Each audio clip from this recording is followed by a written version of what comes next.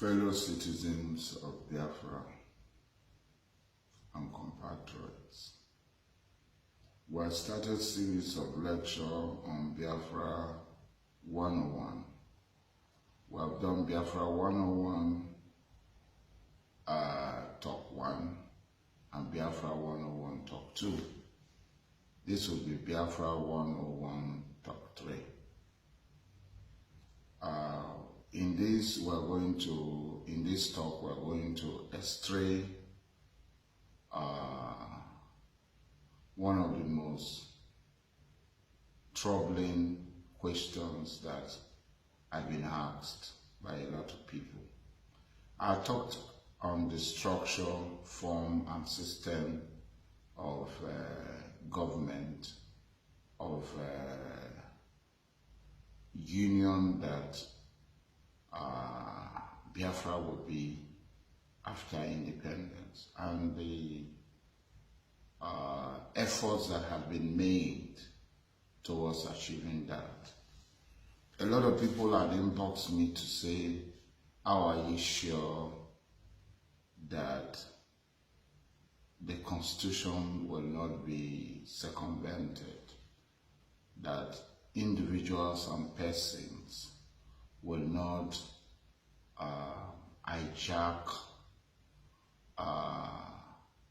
the country, that our country will not become another Southern Sudan. There are people who are sarcastic, there are people who do not wish us well, but there are also those who are genuinely concerned about the direction that Biafra will go. They are genuinely concerned about the direction that Biafra will go. Had said in the first lecture that there's an unanimity, there's an agreement in the Constituent Assembly and in the constitutional making process, which had been agreed by all representatives of all the interest groups in the struggle for the authorization of Biafra. One of it that Biafra will be a confederal state. Biafra will be a confederal state. Elementary definition of confederacy is this, that a group of persons or nations come to form an alliance for a common purpose and a common good. Now, various nationalities, nations, Ijos, Ibibio, Oron, Anang, Ogoni, Igbo, etc., have met severally and have agreed to form a union of people to be known as the United States of Biafra. Now, this government, I said it in lecture 2, but the question kept on coming. There is no way any group of people can circumvent the constitution of the Biafran state, because the confederating units will be almost 100% independent from the central government. Having said that, they talked about revenue allocation. We have also agreed that all revenues from whatever source, except exile duties, which is divided into 3, which I will explain later when we come to fiscal management of the Biafran state. All revenues, whether from natural resources, from agriculture, from whatever form, 70% will go to the federating unit where those resources are gotten from or originate from, and 30% will go to the central government. Very simple. That is it. So questions of who will know, Nobody is going to hijack anything from any of the federating units. All the confederating units will be equal. They will be equal, and they will have equal participation. And they ask the question, what of the central government? The central government will be like the EU. Elections will be held on non-party basis. There will be no political parties. How each of the units run their government, it will be left to them. They will go and make their preparation. That does not concern other confederating units.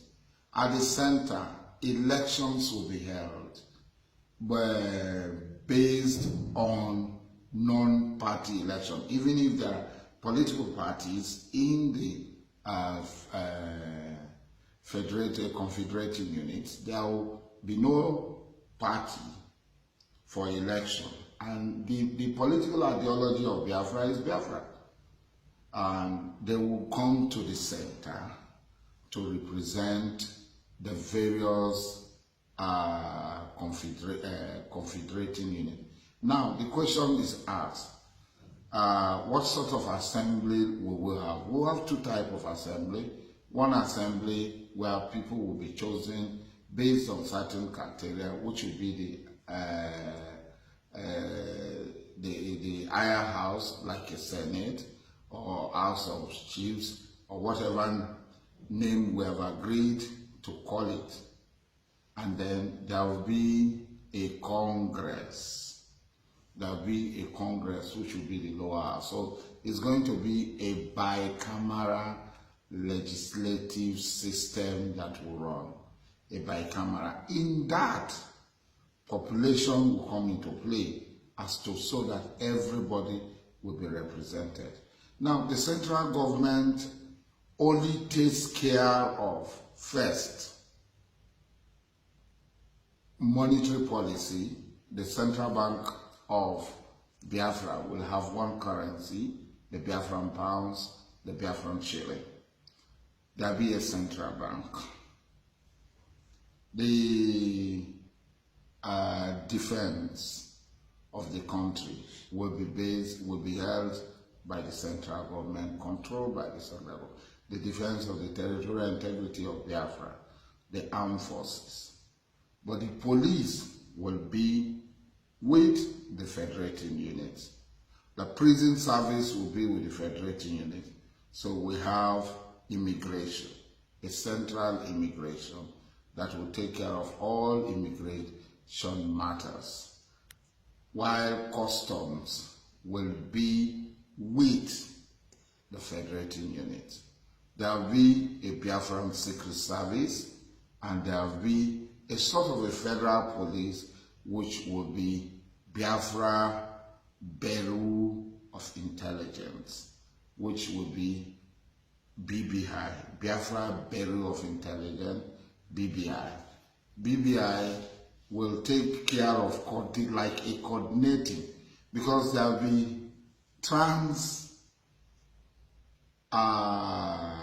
border that is from one state, one federating unit or confederating units to another. Crime will be committed. So, for instance, if Kalawari is a federating unit, the police in Kalawari cannot go to Igbo land to arrest somebody who had absconded. The federal, the Biafran Bureau of Intelligence will investigate, arrest, and hand the person over first to the police authority in the state where he was arrested. After proper investigation, he will be transferred to the other state. Then in the judiciary, there will be a Supreme Court. I've said it before. There will be a Supreme Court, a Biafran Supreme Court, from where appeal will originate, from either the appeal court of the confederating unit or the Supreme Court of the federating unit to the appeal at the center, at the Biafran Appeal Court. And there will be court of arbitration for issues of labor and so on. And there will be court of conflict resolution, border, to look into the issue of border amongst the Confederating Unit and so on, interpretation of sharing of resources and so on and so forth. All these things will be done by the Court of Arbitration and Reconciliation. That court will be this thing, while the Industrial Arbitration Court will take care of labor matter which had been appealed from the labor court or industrial court or whatever name the nomenclature they are giving at the Confederating Unit, each of the Confederating Unit. And then at the head of government will have a president, a ceremonial president, who will be chosen not by election but by parliament through proper zoning of the offices. And then there will be a prime minister. The prime minister will be elected by parliament and he will become the prime minister of the Federation of the United States of Biafra. Now, there are two names that I and other people, majority of us have talked about United States of Biafra. Others have talked about Union of Biafra since it's a confederate state, etc. At the end of the day, when the Constitution is finally approved, it will be put to Biafrans for a vote on the Constitution, because it is we the people. The Constitution must originate from we the people. We the people must take ownership of the Constitution. Our work is only to draft the Constitution at the Constituent Assembly. After drafting the Constitution, the draft copy, an election will be held. We're just a drafting committee. An election will be held where all the confederating units, people will be elected to come to a properly elected and constituted constituent assembly. It is in that assembly the constitution will be approved. After the approval, the constitution will go for a referendum among Biafrans to accept or reject the constitution, or to call for amendment in areas that are not very clear. So, fellow compatriots, this is how our government will be. It will be a beauty to behold. It will not be, and nobody should wish us that except our enemies, but they will be disappointed. Biafra will not be, I repeat, Biafra will not be like Southern Sudan. Biafra is going to be like Singapore. When Singapore was exiled from Malaysia, it became one of the leading, most scientifically and technologically advanced countries, and one of the leading countries. So we are going to surpass Singapore because we have everything in place to make us great, to make Africa proud, and to make the black man proud.